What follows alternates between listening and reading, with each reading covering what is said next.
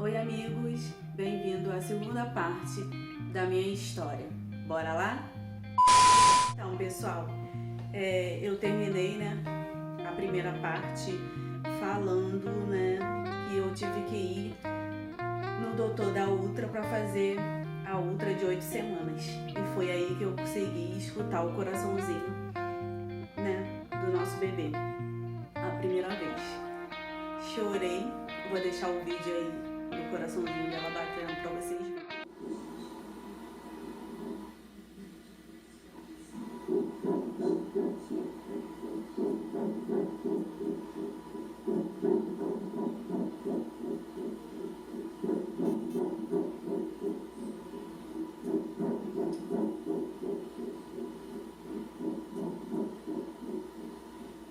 Lembrar, que no primeiro vídeo eu também falei que eu fui pra igreja depois de levar meu esposo no ponto.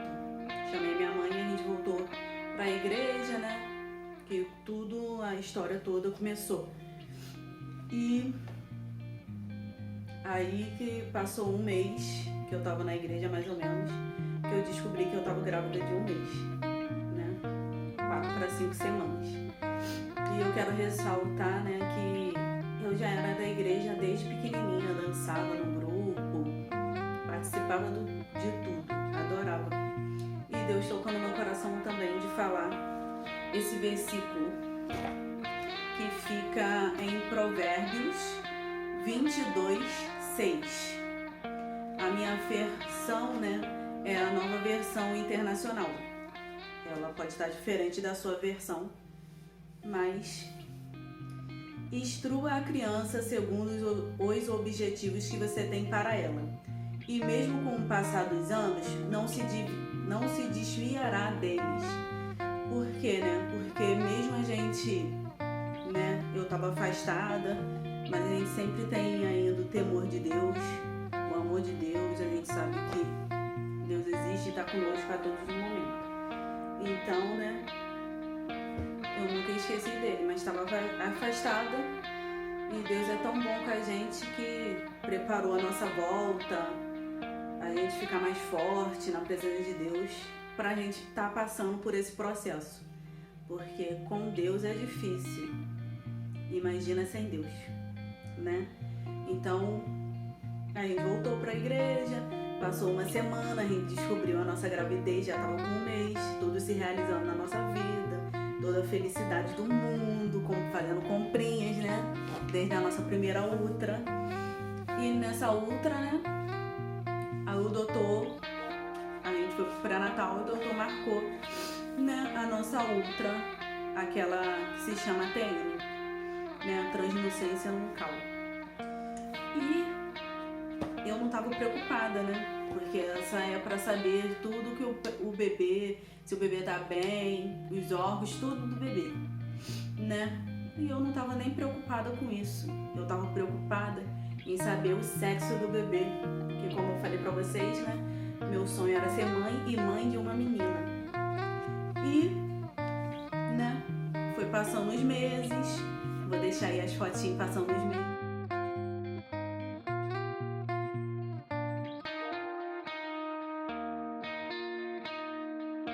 3 meses que se faz essa translucência nucal, que começou a dar o probleminha.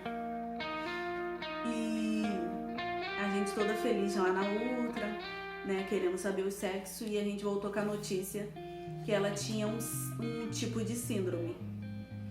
E tem 26 tipos de síndrome, mas a mais comum é a síndrome de Down. Então o doutor já estava achando que era a síndrome de Down, mas a gente ia ter que fazer outra Ultra, a morfológica, para ter certeza, que já é com 20 semanas. Aí eu já comecei a chorar e minha mãe não entendeu que ela tinha uma síndrome. Minha mãe pensou que o doutor tinha falado, pode ser uma síndrome. E eu já chorando e ela falando, minha filha, pode ser, não quer dizer que é. E eu falei, não mãe, o doutor falou que é uma síndrome, só não sabe qual é. Aí a gente voltou lá, já tinha saído da sala, a gente voltou para perguntar ao doutor se ele tinha falado que tem uma síndrome ou se podia ser uma síndrome. E realmente ele confirmou que tinha uma síndrome. Só, né, a gente ia confirmar qual era e tal. Que até esse anãozinho, né, é um tipo de síndrome. Tem 26 tipos. Aí eu já fiquei nervosa, por quê? Eu fiquei nervosa. Não é assim, primeiramente ninguém quer ter um filho com síndrome de Down, com nenhuma síndrome, com nenhuma doença. A gente quer um filho perfeito, né?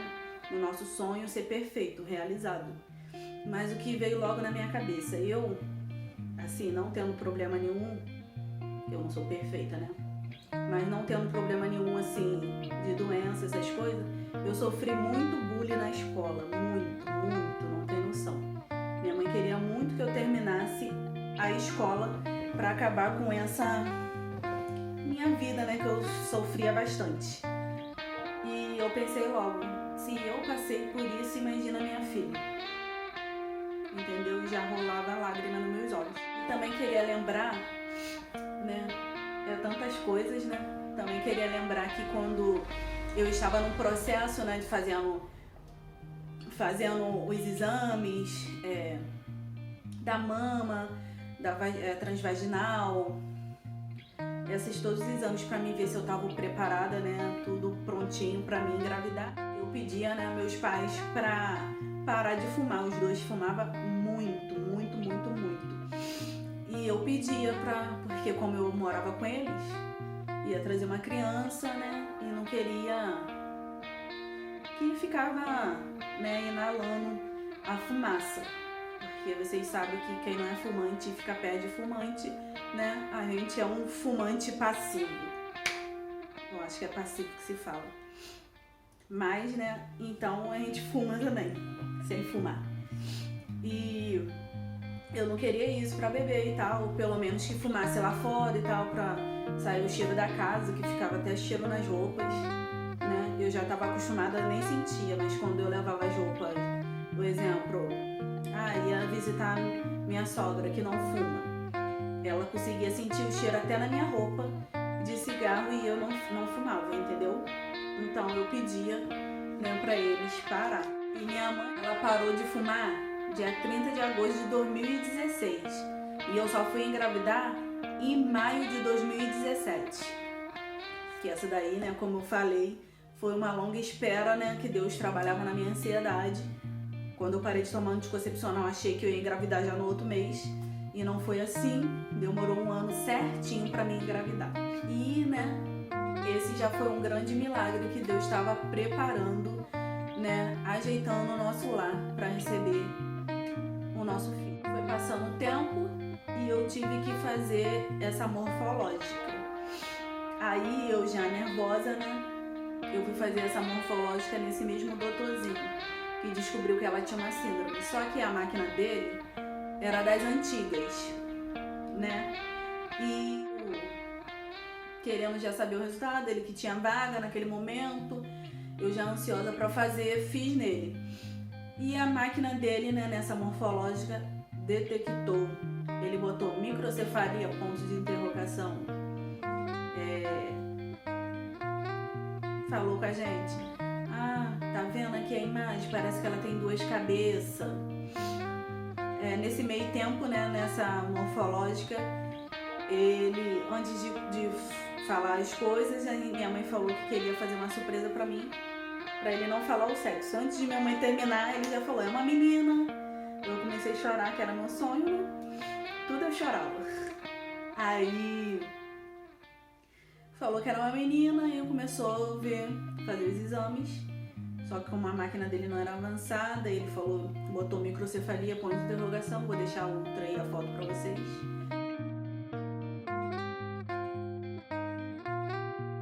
Falou, tá vendo aqui a imagem? Parece que ela tem duas cabeças.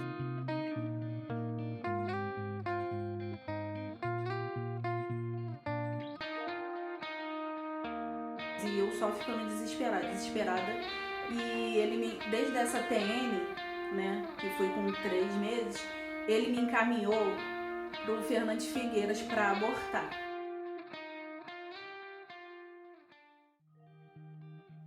Eu fui pro Fernandes Figueira, mas eu não fui para abortar. Eu não quis abortar.